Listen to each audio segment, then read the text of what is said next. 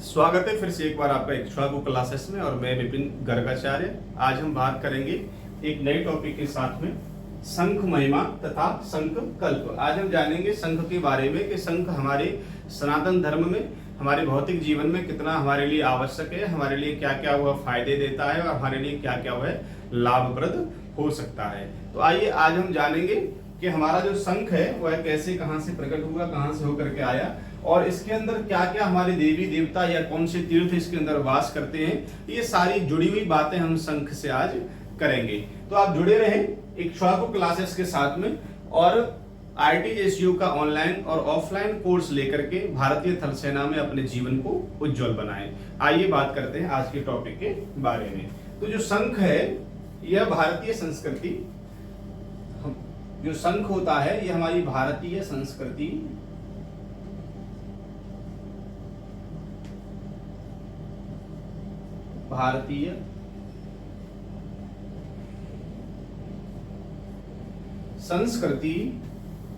और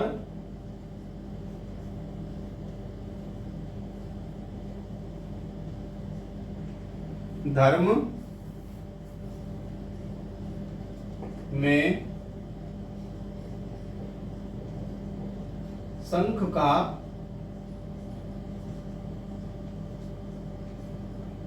बड़ा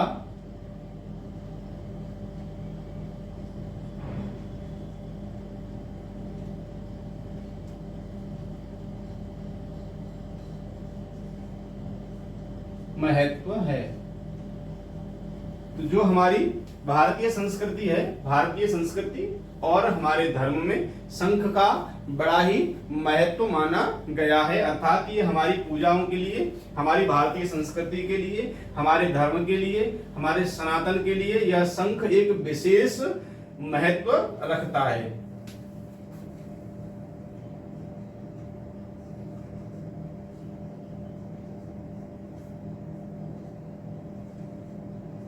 विष्णु भगवान के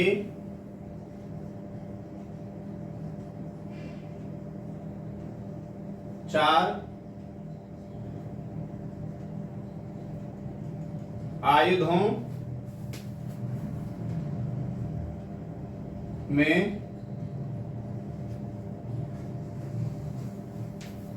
शंख को भी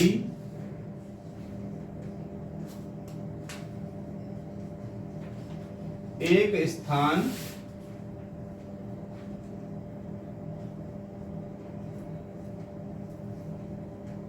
मिला है। भगवान विष्णु को चतुर्भुज रूपधारी कहा जाता है और चतुर्भुजधारी भगवान के हाथ में, एक हाथ में आपने शंख देखा होगा। अर्थात भगवान विष्णु के चार आयुधों में शंख को भी एक स्थान मिला है। अर्थात भगवान इसे स्वयं अपने हाथ में लेकर के खड़े हैं।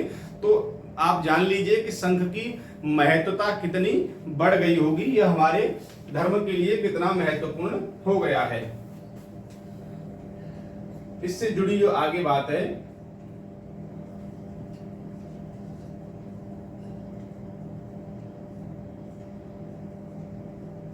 मंदिरों में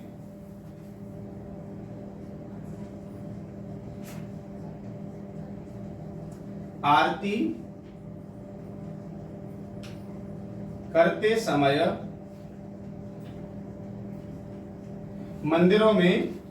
करते समय शंख ध्वनि का विधान है। जब मंदिरों में आरती की जाती है तब आरती से पहले, आरती के बाद में शंख ध्वनि का नाद किया जाता है, अर्थात शंख ध्वनि बजाई जाती है। यह एक बहुत ही छोटी सी बात है, आपने भी मंदिरों में देखा होगा और नहीं देखा है तो किसी भी मंदिर में आप जाकर के आरती के समय जाइएगा तो आप देखिएगा कि वहां पर शंखनाद अवश्य किया जाएगा। तो आप मंदिरों में आरती करते समय शंख ध्वनि का ऐसा विधान कहा गया है।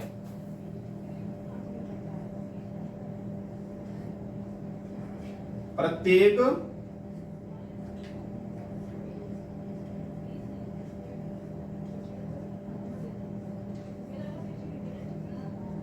तांत्रिक पूजा में, जितनी भी तांत्रिक पूजाएं की जाती हैं, प्रत्येक तांत्रिक पूजा में शंख द्वारा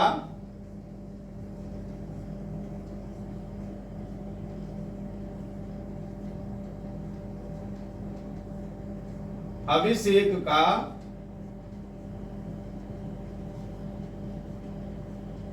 विधान है। जितनी भी तांत्रिक पूजाएं होती हैं, उस तांत्रिक पूजा में शंख द्वारा अभिषेक का विधान अर्थात महात्म माना जाता है।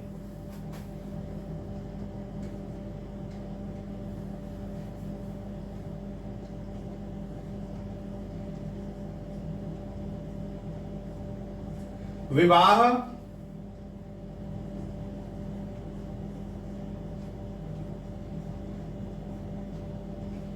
शव यात्रा,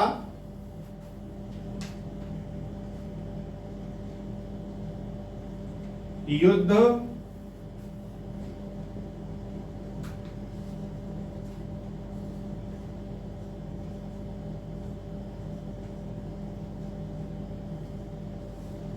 अन्य पुण्य कर्मों में, पुण्य कर्मों की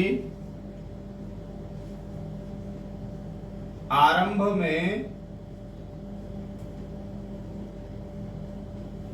विवाह, शव यात्रा, युद्ध, अन्य पुण्य कर्मों के आरंभ में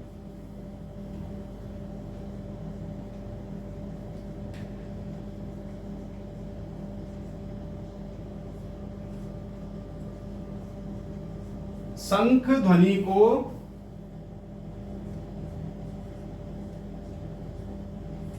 पवित्र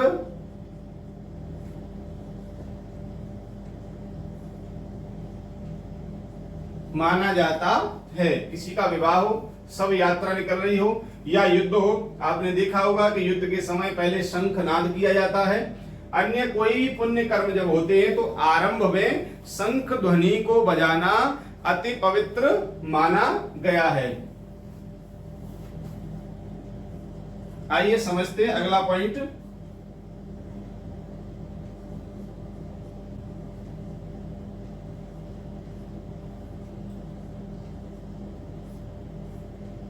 अथर्ववेद के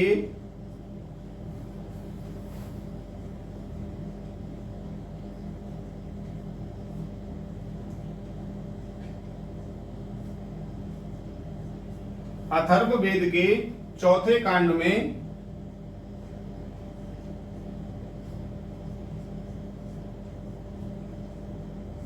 दसवां सूक्त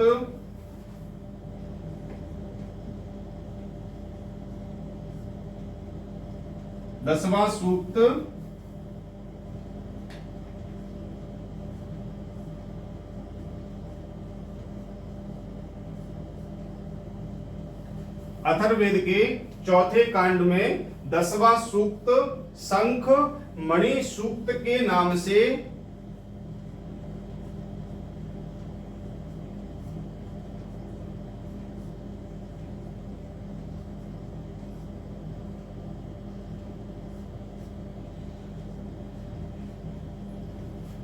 शंख मणि सूक्त नाम से प्रसिद्ध है। यह प्रश्न भी आपको पूछ लिया जा सकता है कि शंख मणि सूक्त कहां से लिया गया है, अर्थात अथर्ववेद में किस कांड में, चौथे कांड में है।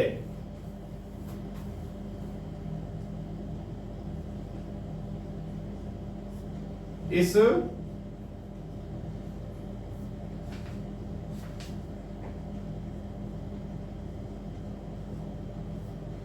सूक्त के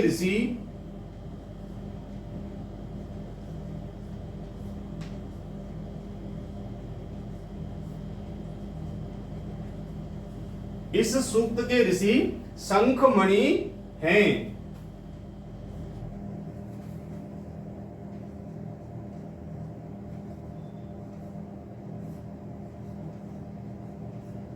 सूक्त के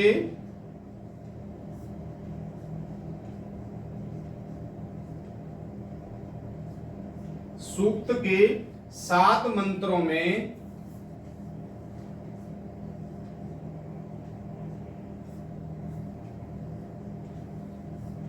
कहा गया है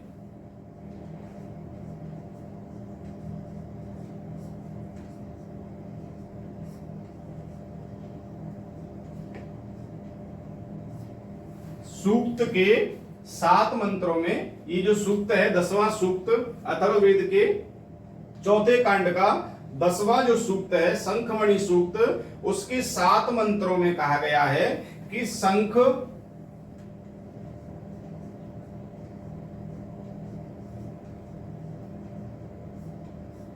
अंतरिक्ष, वायु,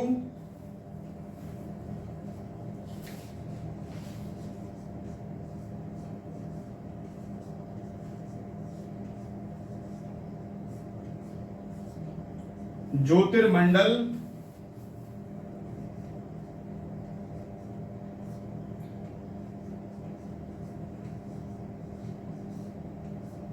एवं सुवर्ण से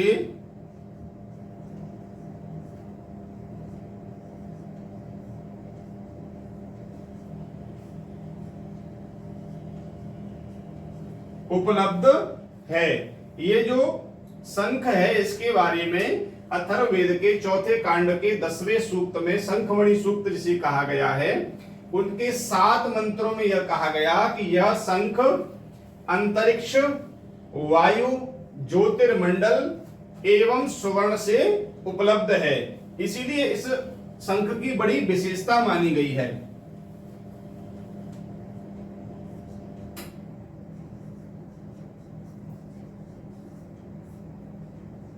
इसकी ध्वनि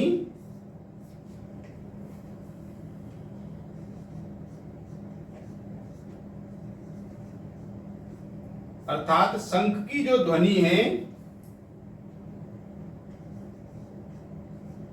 शत्रुओं को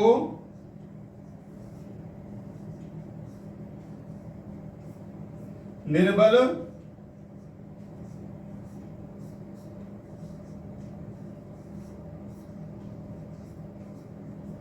करने वाली है। इस शंख की जो ध्वनि होती है वह शत्रुओं को निर्बल कर देती है। इसीलिए युद्ध के समय सबसे पहले शंखनाद किया जाता था। सभी शंखनाद करते थे। आपने श्रीमद् भगवत गीता में देखा होगा कि अर्जुन ने शंखनाद किया है और भगवान श्री कृष्ण ने शंखनाद किया है, युधिष्ठिर ने शंखनाद किया है। तो हर युद्ध से, प्रत्येक युद्ध से पहले शंखनाद किया जाता था, क्योंकि शंखनाद की ध्वनि से जो हमारा शत्रु होता है वह निर्बल हो जाता है। आइए समझेंगे इससे आगे की जो जुड़ी बातें हैं। आरटीजेसीओ में शंख से आपको साक्षात्कार में प्रश्न पूछा जा सकता है, इसकी पूरी संभावना बनी रहती है। इसलिए आप इससे संबंधित शंख से जो भी पॉइंट्स मैं आपको बता रहा हूं उनको अच्छे तरीके से आप अपना तैयार करें।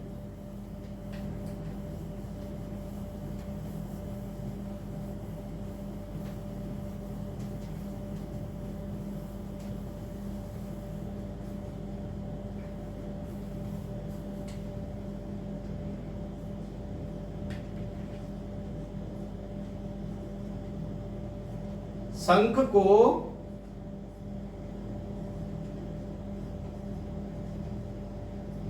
रक्षक माना जाता है। शंख को रक्षक माना जाता है। क्यों रक्षक माना जाता है? क्योंकि जब शंखनाद होता है तो जो हमारा शत्रु है वह निर्बल हो जाता है। अर्थात अगर शत्रु हमसे प्रबल है तो शंखनाद के द्वारा वह निर्बल हो जाता है और हम उस पर अपनी जीत कर सकते हैं। इसलिए यह हमारा रक्षक भी कहा गया है। शंख को हमारा रक्षक कहते हैं।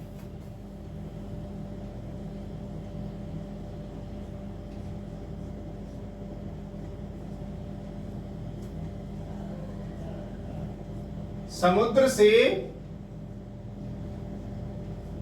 उत्पन्न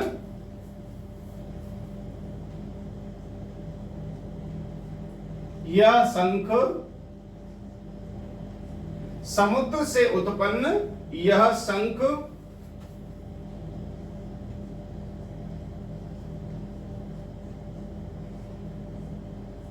राक्षसों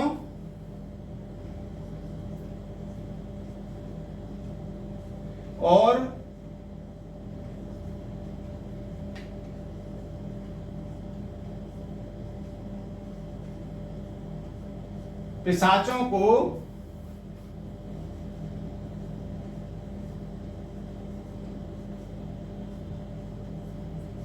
वशीभूत करने वाला है।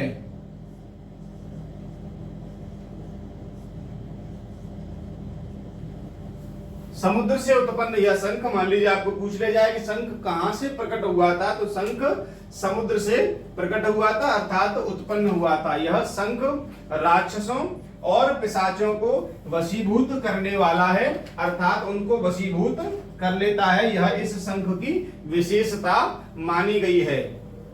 यह जो शंख है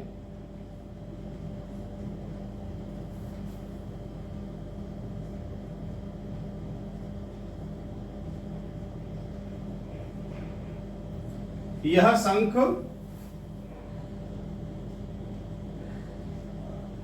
रोग,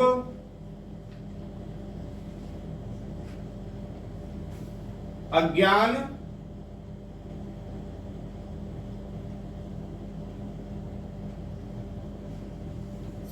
रोग, अज्ञान,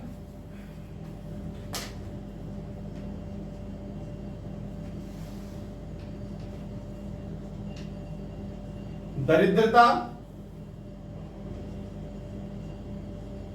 को दूर भगाने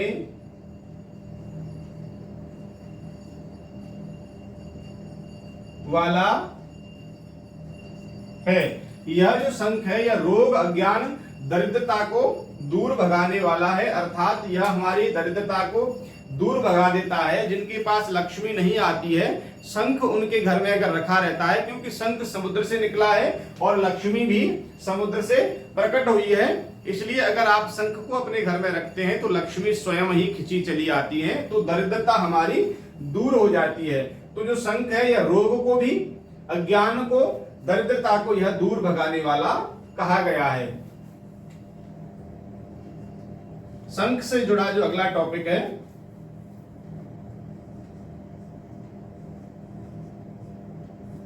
शंख को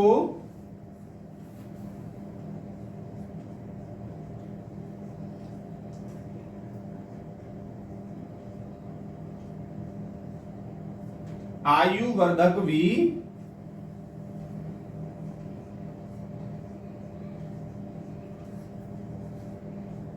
कहा गया है।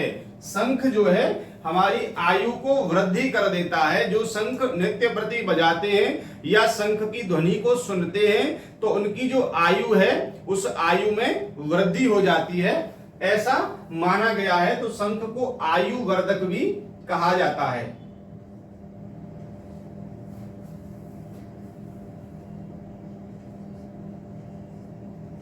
यह चंद्रमा,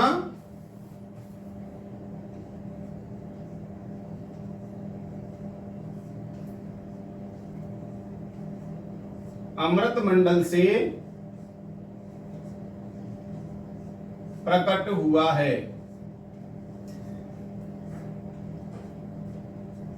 यह जो शंख है यह चंद्रमा अमृत मंडल से प्रकट हुआ है।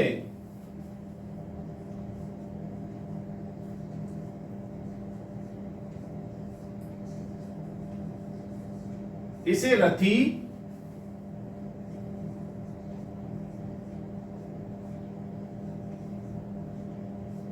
और वीर लोग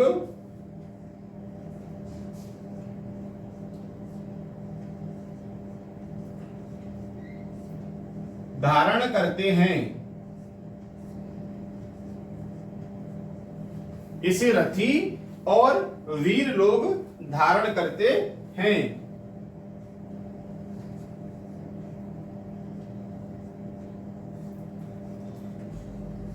शंख के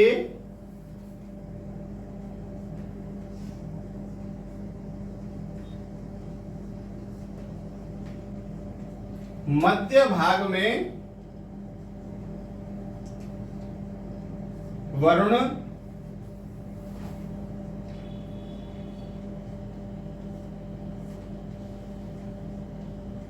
पृष्ठ भाग में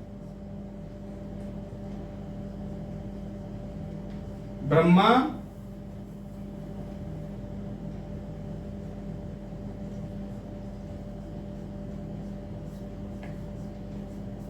अग्रभाग में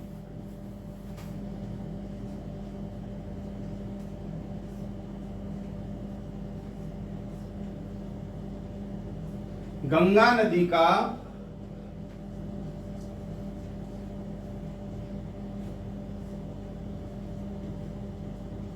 निवास है।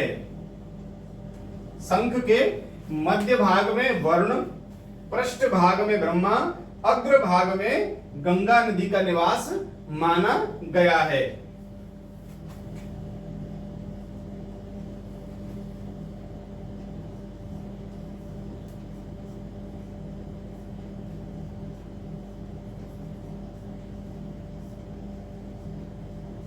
तीनों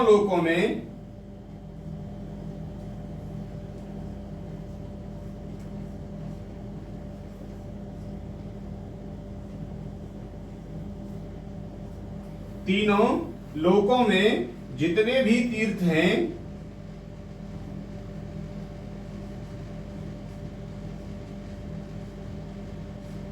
तीनों लोकों में जितने भी तीर्थ हैं वे सब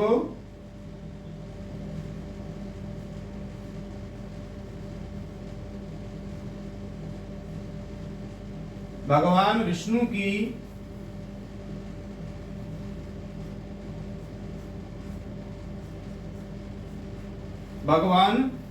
की आज्ञा से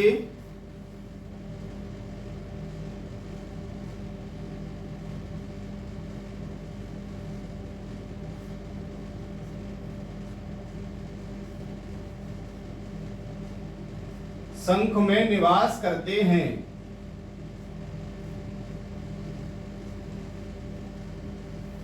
तीनों लोकों में जितने भी तीर्थ हैं वे सब भगवान विष्णु की आज्ञा से शंख में निवास करते हैं। इसीलिए शंख की विशेषता इतनी मानी गई है कि जो शंख है उसमें समस्त तीर्थ, दुनिया के जितने भी तीर्थ हैं वह तीर्थ भगवान विष्णु की आज्ञा के अनुसार, भगवान विष्णु ने सभी तीर्थों को आज्ञा दी कि जाकर के आप शंख में निवास करिए।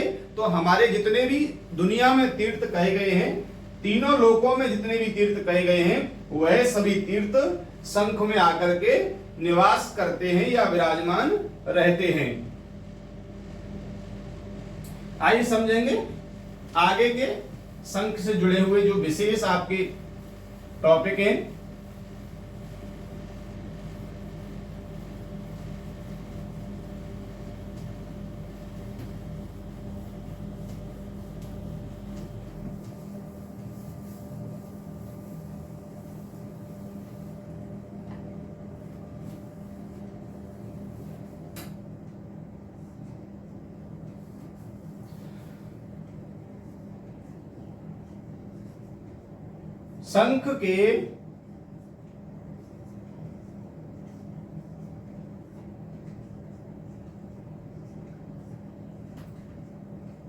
शंख के दर्शन मात्र से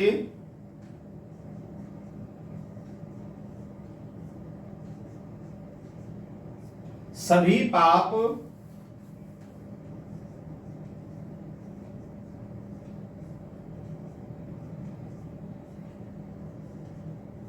ऐसे नष्ट हो जाते हैं जैसे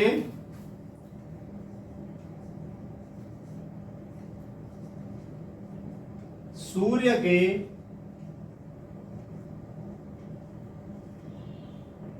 निकलने पर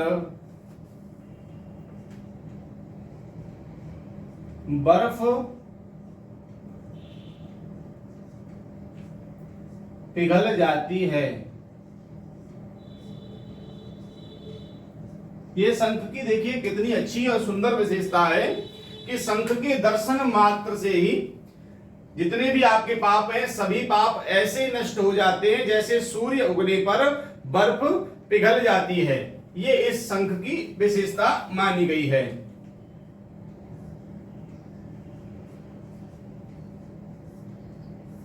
स्पर्श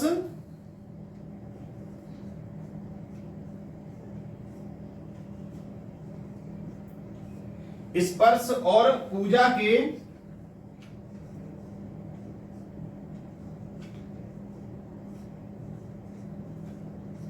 फल की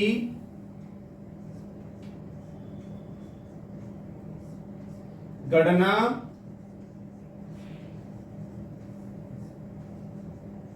नहीं की जा सकती है।